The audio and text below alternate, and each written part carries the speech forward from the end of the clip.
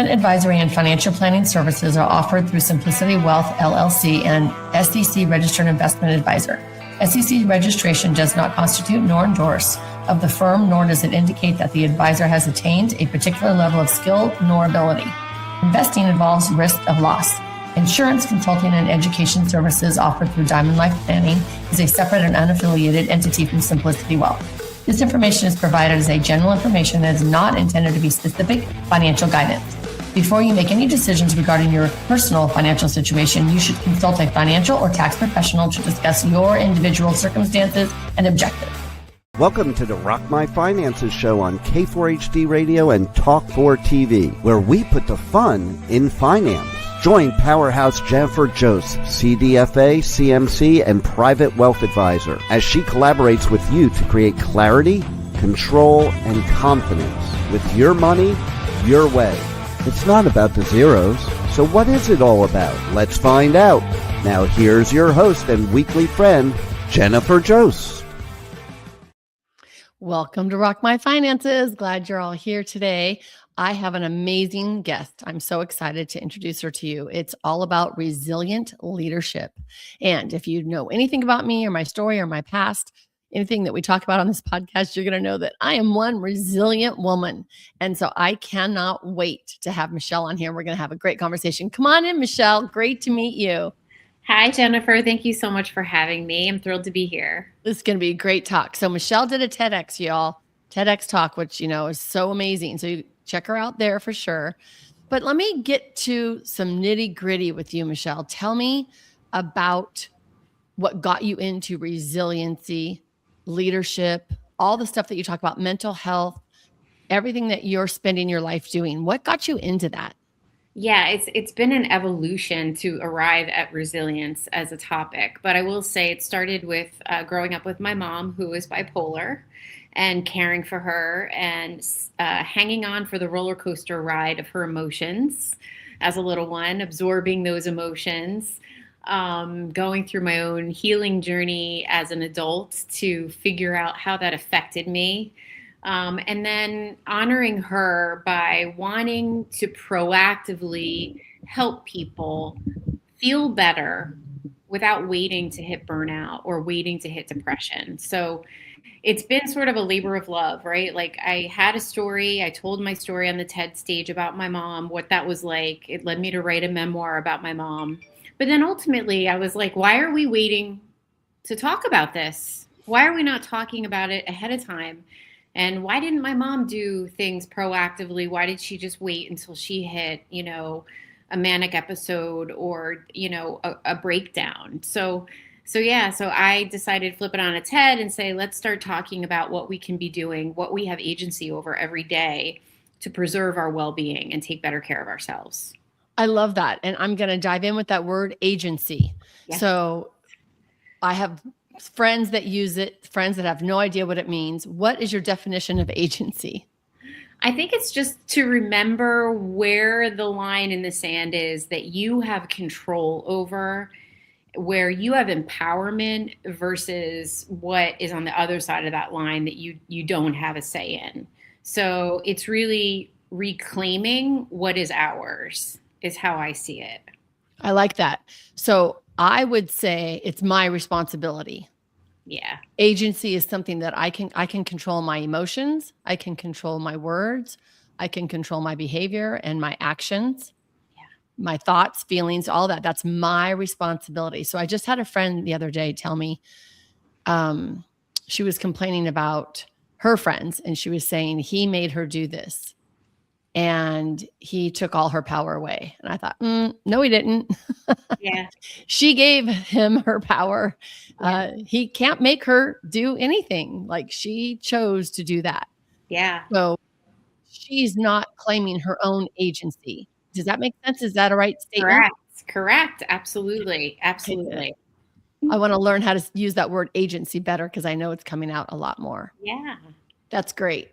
And growing up with a bipolar mom, wow, you were flip-flop. You had no idea what was going to happen. So I grew up in an alcoholic home, dysfunctional home. So I can absolutely relate with you on that. I had no idea what I was going to walk in to the door with, what I came home from school, when I woke up in the morning, when they came home at night. I had no idea what was going to happen. So I just want to pat us on the back because we survived and we're awesome. And we have some amazing traits from that dysfunction. And I love that you're putting it to good works here as well. Yeah. So I read your website. Did your TED Talk and everything. Let me ask you, what is identity shifting? Identity shifting. So it's really recognizing the future state of where you want to be and pulling yourself through to that before it's your reality. So when I think about identity shifting, it's being your future self now. Even if it's not your reality, you're being that person now, and that's going to shift you. I love that. Okay, so I've never heard it put that way. So I had a coach back in the day who helped me just tremendously. And she called my higher self the priestess. The priestess just absolutely knows why she's here and what she's doing, and she sees her future self. Mm-hmm. So I named my little priestess Star. So my little priestess name is Star, and that is my future self that knows all and that knows why she's here. And she is like my manifestation of my best life. Is that the thing? Oh, for sure. For sure. And whenever you visualize that, you're pulling yourself to that reality. Yeah. So I need to spend more time with Star. I can hear that. Yeah. Yeah, for sure. I love that. And innate personal insight. Is that kind of like intuition? I feel like it is. I feel, so many people that I talk to, they're not quiet. They don't get quiet enough to hear their inner voice because they're at the effects of a very busy and very loud and confusing world that we live in.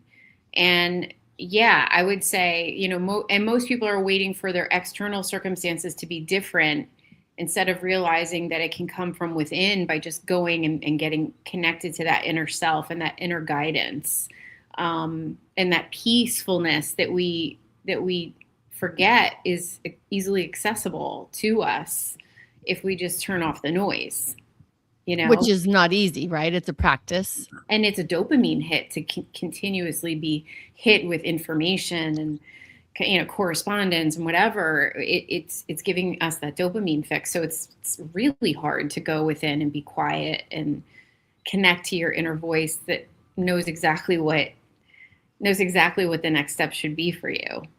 Yeah, that's so true. It's scary. I started meditating and it took me so long because you're right. All the thoughts and feelings, my thing is the F word, right? It's all about the feelings. Yeah. And it's about how you feel about it. And so those feelings do pop up when you're sitting still. Yeah. And you're quiet. So I think it deters people. So that makes total sense. Innate personal insight. And I'm a single woman. I've been single for a long time. And my requirement of a partner, if I ever did that, would be you need to know yourself because I have no time to be figuring you out. You need to know yourself like I know myself. Yeah. Oh, absolutely. I mean, there's something so beautiful about two people who are self-aware coming together and co-creating something from a place of wholeness, Yes. Yeah. Absolutely beautiful. I love it. Okay. So many women are juggling so much and we don't know that we're on the edge of overload or we don't know that we actually need to slow down and do that. And when we hear it, we need to meditate, all that kind of thing. But what are some subtle signs or something that women can go, oh, I really need to shift my thinking and my practices right now? What's something that comes up for people? So this for me goes back to agency because most people are running on autopilot. Yes. They're not intentional about how they start their day. They're not intentional about practices that they know are going to restore and give them a place to recover and recalibrate because they're constantly, and I'll speak for, the women in my life who are constantly in service of other people, whether it be their children or their work obligations, that they're not being intentional about their time and their practices to reserve some time for them to recharge and recalibrate on the regular instead of waiting until they're thoroughly exhausted So it's reclaiming agency and creating proactively what is your routine so that you don't get to the point where you're like feeling like you got one foot on a banana peel and you're about to, lose it. So the signs are, if you feel like you're just at the effects of your life, and most people do, they just feel like they're at the effects of their life, right? I have this responsibility followed by this one, followed by this one. And maybe before I go to bed, if I have a minute, I'll watch a Netflix series and that'll fill my cup. But reality is it won't fill your cup. It's not nearly enough for you to do something like that and think that that's enough rejuvenation for the next day. I love that. So true. So many people, right? Oh, yeah. And in my coaching program, I'm a certified money coach and I do a coaching program. I'm so glad you're saying what you're saying, because that means I'm good, because I have everyone start off with a morning routine. Yeah. And then a nighttime routine, and then breaths throughout the day. I literally had to set an alarm on my phone to breathe. Like, it just was I was exactly what you were saying. Yeah. Like I was at effect of everything.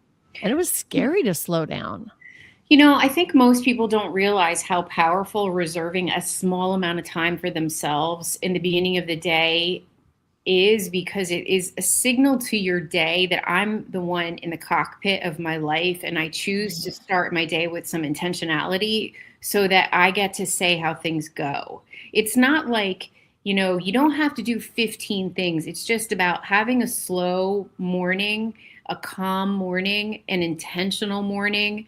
And that could be as little as 15, 20 minutes just for you to not be at the effects of the noise of the phone and the noise of the computer.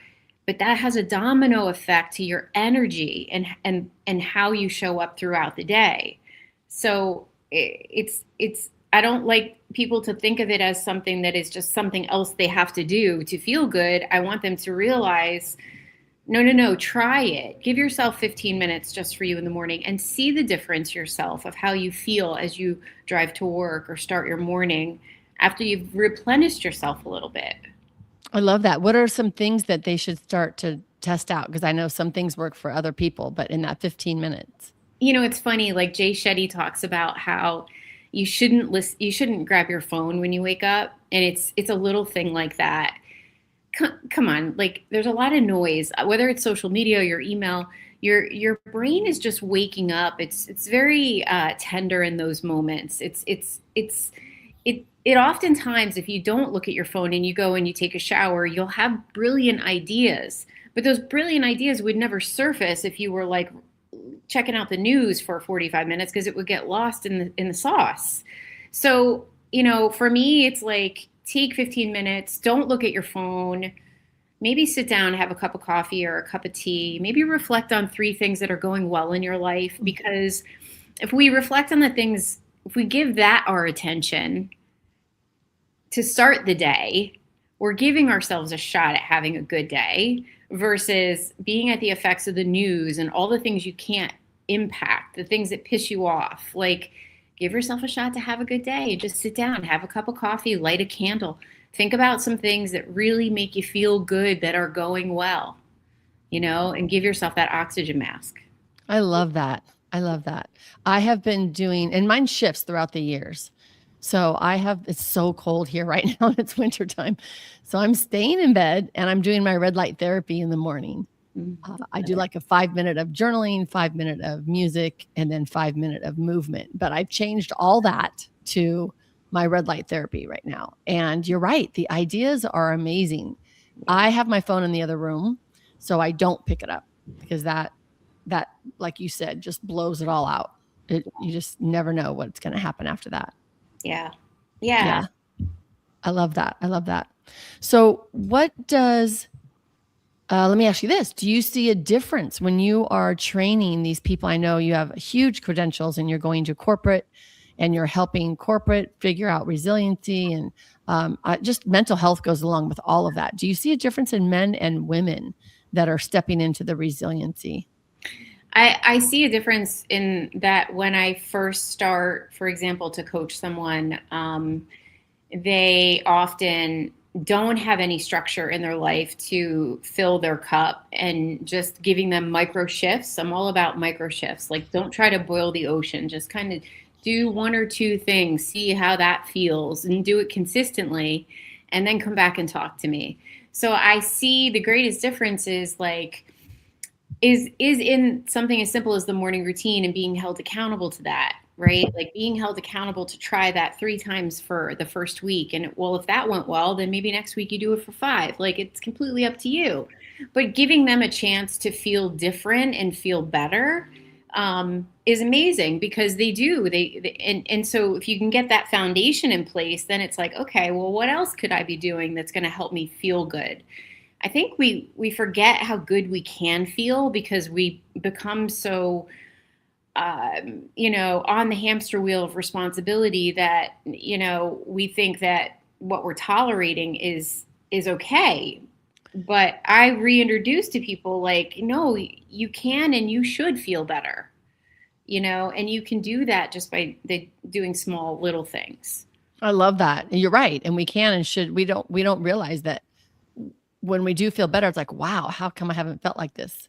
Yeah. So that brings me to the word boundary. I know it's overused so much, but that's like intertwined with everything that you're saying. Like, when we set better boundaries for ourselves, we can do everything that you're saying. Mm-hmm. Oh, for sure. I mean, I think, we forget that oftentimes when we say yes to other people without thinking about that or the impact it has on us, we are not valuing ourselves and our time. Like, sometimes to say no to something, an obligation or a nice to do, means saying yes to you.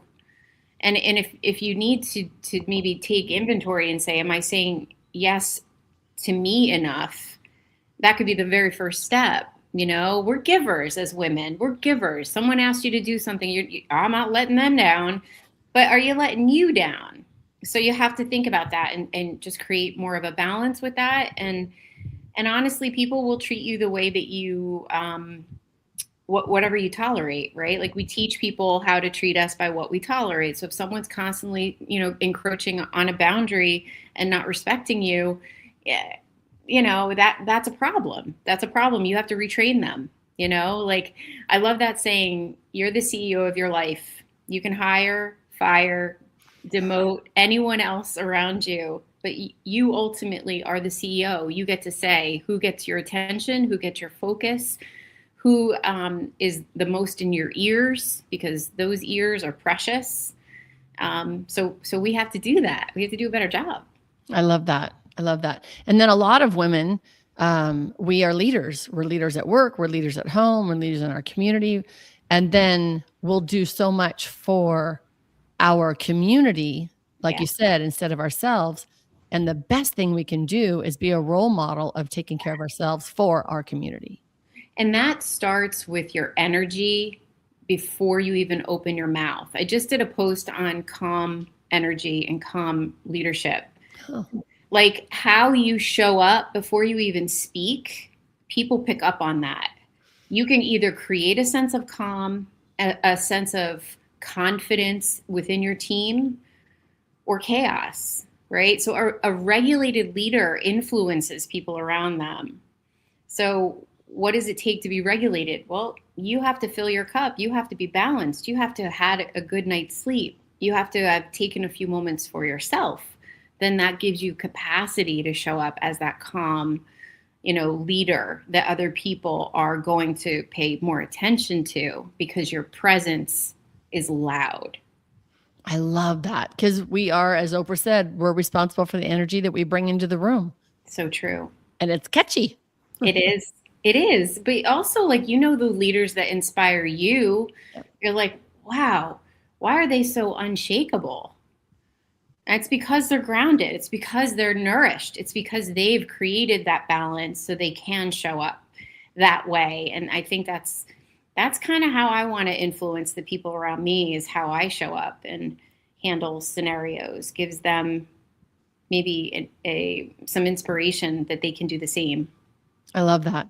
And so a morning ritual taking some time for ourselves. Of course, meditation, we've always saying that, but just some quiet time. It could be a walk. It could be like I have a hot tub. I go in the hot tub quite often. That's like my quiet time. Yes.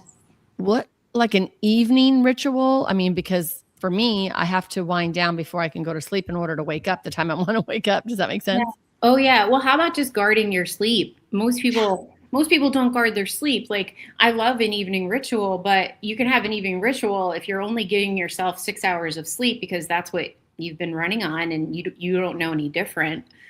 I would challenge you to say, imagine what you might feel like if you got like 7 or 8 hours of sleep. So are you protecting your sleep? Because listen, it's inevitable that stress is always going to be there in our day-to-day lives. The only way that we'll be able to handle stress without it devouring us is that we are feeling good, and that means well rested and ready to like ebb and flow with the stress versus it's taken me down. I've only gotten 5 hours of sleep last night. I don't know why I'm so short. Well, I assure you, it might have something to do with that. So I say guard your sleep and try to play around with getting more sleep to see how that affects your energy and your resilience. That's great. And like you said, our emotions, like if I'm sleep deprived, I am not going to be nice. Right. I mean, you can't hold everyone and everything if we don't sleep well. And here's my thing that I learned. My stomach is flat when I get 8 hours of sleep because the cortisol being taken care of. So there's another reason to do it, Michelle's saying. I love that. That's awesome. Yeah. I mean, you want to be regulated and be able to handle the most challenging situations, give yourself a shot, come to the game of life fueled and ready to go. I love it. Oh my gosh. Michelle, I've so enjoyed our talk today. Thank you so much. Everyone check out her TED Talk. Check Michelle out. She's amazing. The more we can spread this information, the more we're all going to have peace and harmony and calm and clarity in our lives. Michelle, thank you so much for being on the show. And I hope that everybody could put this into place so that when you sit down and do your money date, you can say, hey, I rock my finances. We appreciate you joining us today, and don't forget to subscribe to the Rock My Finances YouTube channel for more engagement and bonus content. Tell me, what is your money story? Let's find out with Jennifer right here on K4HD Radio and Talk4 TV. It's not about the zero, it's about the F word, feelings. Feelings Jennifer can't wait to explore with you next week. Until then, let's all say, I rock my finances.